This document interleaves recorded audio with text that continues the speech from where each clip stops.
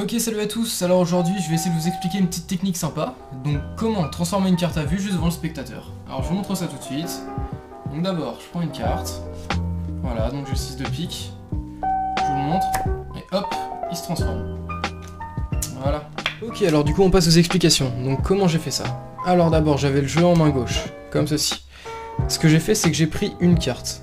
En fait je vous ai fait croire que j'avais pris une carte. Mais l'astuce, c'est que j'en ai pris deux parce que j'ai fait une levée double. Donc comment on fait une levée double?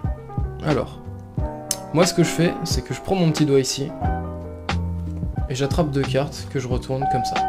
Donc, finalement, je vais pas vous expliquer ma technique dans les détails aujourd'hui, ça sera dans une prochaine vidéo.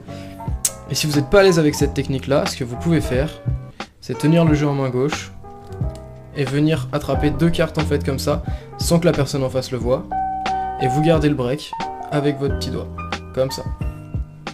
Ensuite, une fois que vous êtes dans cette position, il n'y a plus qu'à retourner les deux cartes en même temps, en faisant très attention.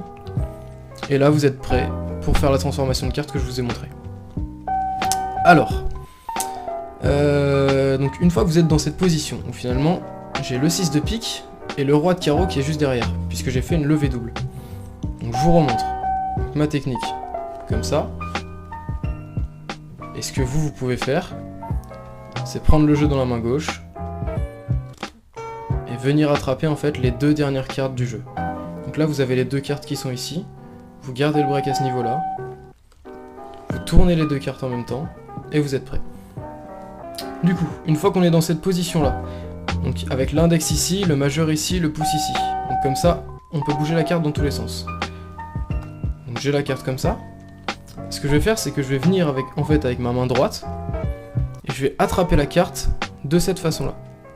Donc comme ça, je vous montre. Voilà. De derrière, ça donne ça. Et en fait, le mouvement, il est hyper simple. Il suffit juste de vous mettre en face de la personne.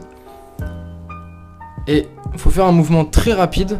En fait, il faut faire bouger le majeur comme ça et faire en sorte de passer la carte qu'il y a devant derrière la prochaine carte. Je vous réexplique ça tout de suite.